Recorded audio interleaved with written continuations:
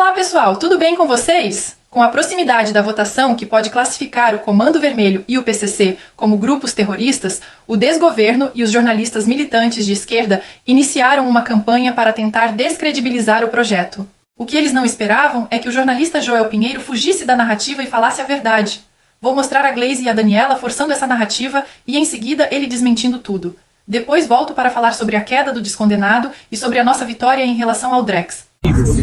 Nós somos contra, o governo é terminantemente contra, somos contra esse projeto que equipara as facções criminosas ao terrorismo. O terrorismo tem um objetivo político e ideológico, e o terrorismo, pela legislação internacional, dá guarida para que outros países possam fazer intervenção no nosso país. Nós não concordamos com isso. Nós já temos uma legislação sobre facções criminosas, mandamos agora um projeto de lei que traz bastante rigor para o combate às facções, e temos lá a PEC da segurança, que está dormitando há 6 meses quase, e que a Câmara não deu encaminhamento. Está na comissão especial. Eu espero que o relator realmente apure seu relatório para que a gente aprove o mais rápido possível, para nos dar condições de fazer operações integradas. Então, passando o IR hoje, que eu acho que vai ser uma votação importante, né? A gente espera que o Senado da República aprove o projeto como está. A nossa prioridade será em relação à PEC da segurança. É muita política. É muita política com um assunto muito sério e, como você bem lembrou, no momento em que os Estados Unidos estão ocupando águas internacionais no Caribe, né, e bombardeando barcos que eles dizem ser de traficantes, sancionando autoridades como o presidente da Colômbia, Gustavo Petro, acusando de colaboração com o narcotráfico Sarza, no momento em que há tensão aí entre Brasil e Estados Unidos ainda, né? Seria, digamos, praticamente um convite. E é muito engraçado, né? Você vai conectando o que aconteceu. Teve aquele post do Flávio Bolsonaro, né? Pedindo bombardeio. Que depois ele disse que foi mal interpretado, mas ele foi exatamente o que ele escreveu, né? A gente só leu o que ele escreveu.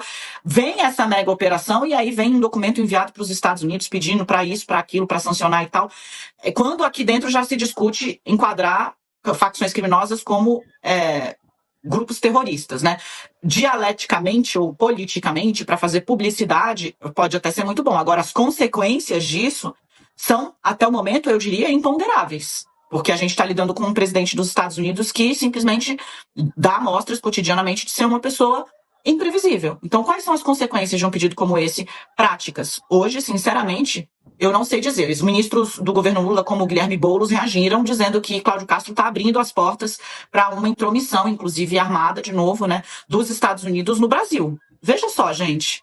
Eu acho que seria um momento de todo mundo baixar um pouco a temperatura, mas infelizmente a política no Brasil está tão desarrazoada que num momento de fervura as pessoas colocam mais lenha para queimar. Em vez de sentar, tentar encontrar, fazer um plano como adultos, etc e tal.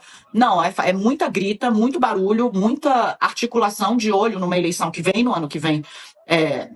E vai ser polarizada de novo, né? E aí, infelizmente, a população é que fica refém. E nós aqui tentando entender também, porque a real é essa. Qual é a consequência prática se o pedido dele é acatado? Qual é a consequência prática? É só a colaboração, a troca de informações? Isso já existem canais institucionais para fazer. A consequência prática pode ser dar vazão a uma tentativa ou uma ameaça de intromissão dos Estados Unidos no Brasil. O PL, o projeto de classificar como terrorismo, ele, além de aumentar as penas pelos crimes cometidos aí pelas facções, ele leva também a um endurecimento processual contra elas. Ele tem, como consequência interna ainda aqui no Brasil, a ser discutida, mas que me parece relevante também, uma maior federalização desses crimes. A partir daí é a Polícia Federal que passa a tocar os inquéritos ligados às facções que vão passar a ser designadas, portanto, como facções aí narcoterroristas ou terroristas, como se prefira. Me parece que faz sentido, sim, você falar numa federalização maior disso, haja vista como estão presentes em vários estados. E, por fim, tem as consequências internacionais, que acho que é preciso pesar também. Não me convence essa ideia de que é essa definição legal que vai fazer o Trump decidir se vai ou não vai atacar o nosso país unilateralmente contra as facções. Por acaso ele esperou alguma determinação do legislativo colombiano ou venezuelano antes de começar aqueles ataques? Mas é óbvio que não. Não é o legislativo desses países que vai abrir o caminho para ele. Agora, pode impactar, sim, do nosso lado, pelo nosso interesse de ter mais e de facilitar a colaboração internacional. Isso que a gente está vendo o governo do Rio de Janeiro fazer, que foi discutido agora há pouco, na carta, enfim, com os Estados Unidos, é claro que não é uma atribuição de um governo estadual, uma colaboração contra o crime organizado aqui. Mas então é uma bola que está quicando e que o governo federal tem que decidir, nos interessa ou não ter uma colaboração internacional e a americana, que é quem tem o maior poder de fogo para isso, para combater o crime organizado. Acho que tem que ser muito mais pensada no ponto de vista dessas consequências, né? A questão da definição de terrorismo aqui no Brasil, que precisa ter a intenção política, parece uma discussão quase metafísica, sabe? Quantos desses cartéis, colombiano, mexicano, quantos deles estão realmente interessados com ideologia? São máquinas de ganhar dinheiro também, assim como o nosso crime organizado. Então é preciso pensar pelas consequências que vai ter para o nosso país. Não acredito que vai ser isso que vai impedir o Donald Trump de atacar ou levá-lo a atacar o nosso país, caso esse venha a ser um dos seus projetos. Nesta segunda parte, quero mostrar a vocês o militante Valdo Cruz, aquele mesmo que queria proibir os memes, desesperado com a queda de popularidade do Lula após ele defender bandidos e atacar a polícia do Rio. Também quero mostrar um vídeo da deputada Júlia Zanata comemorando o fato de o Banco Central ter decidido desligar a plataforma do Drex. O presidente sentiu que havia ali algum grau de descolar a popularidade dele que vinha se estabilizando, né, Valdo? Exatamente, Marcelo. Boa tarde, Marcelo. Bem-vindo de volta, minha Val, Thomas, Lins, Dapi, Joel, assinantes.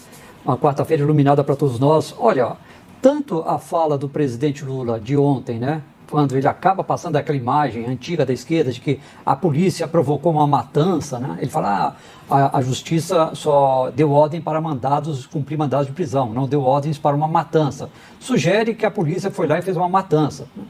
Ele precisava primeiro ter o cuidado de que as investigações sejam concluídas para checar se houve execução, se houve ali mortes que podiam ser evitadas. Por enquanto não temos nada disso. Então, tanto a fala do Lula saiu fora do script que logo depois que ele deu essas declarações, na verdade quando essas declarações vieram a público, né, divulgadas pelas agências internacionais, Lula deu uma entrevista para correspondentes estrangeiros ontem, logo depois eles publicaram, o Palácio do Planalto publicou no perfil de Lula, no X, na rede X ali, uma mensagem falando sobre todas as iniciativas que o governo tem feito para combater o crime organizado, que avalia que é preciso atingir a espinha dorsal do crime, tem que agir com inteligência, mas nenhuma referência ao que ele havia dito mais cedo, né? O conselho que ele vinha recebendo era o seguinte, olha, sem declaração polêmica a respeito desse assunto. Por quê? Porque o Planalto faz aqueles tracking, né? Pesquisa por telefone ali com brasileiros. E o último tracking dessa semana mostrou que a aprovação e também a avaliação do governo Lula caiu. Não caiu muito, mas caiu ali 2 pontos em algum quesito, 3 pontos em outro. E isso, segundo a própria análise feita pelo Palácio Planalto, devolveu a aprovação do governo para aqueles patamares de agosto. Ele perdeu ali o que ele vinha ganhando. E atribui isso às declarações polêmicas do presidente Lula em relação à operação do Rio e à operação em si, como ela foi explorada pela oposição. Ontem, Sóstenes Cavalcante, Ciro Nogueira, Nicolas Ferreira, para ficar nesses três que tem grande repercussão, sem falar outros, todos estavam explorando essa frase do presidente Lula, dizendo que ele estava mostrando de que lado ele realmente estava, de que ele estaria do lado dos traficantes e não dos policiais. Pegou muito mal, inclusive azedou completamente o clima dentro do Congresso, porque os governistas conseguiram uma vitória apertada na CPI do crime organizado, 6-5, elegeram o Fabiano Contarato como presidente, e logo depois, Marcelo, eu estava ali com os senadores, quando eles assistiram às imagens do presidente falando o que ele falou, eles, deu ruim.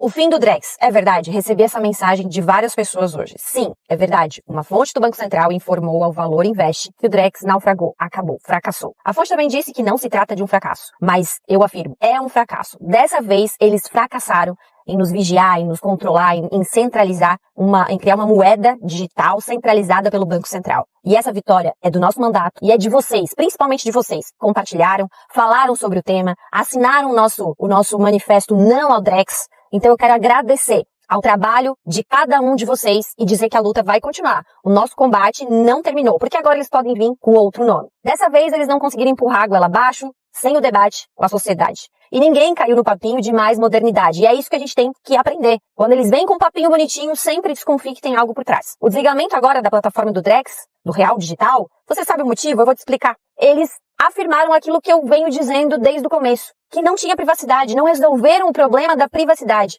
Eu estive recentemente no Banco Central, faz um mês, e falei na frente deles a preocupação do povo brasileiro. E o próprio Banco Central admitiu que não conseguiu proteger os dados dos brasileiros. E por isso que é importante continuar falando sobre o meu projeto de lei, o 3341 de 2024, que protege o dinheiro físico, e também da nossa PEC, que impede o Banco Central de criar qualquer moeda digital. E eu já consegui as assinaturas necessárias, 171 assinaturas necessárias, né, depois de muito articular, muito pedir, e já protocolei a nossa PEC. E essa vitória, repito, é de cada um de vocês, cidadão atento, que se informa, compartilha e assinou abaixo-assinado. E mostrou que não aceita viver sob vigilância financeira. Então é uma vitória da liberdade e da pressão popular. Nosso combate continua porque o nome pode mudar. Tamo junto.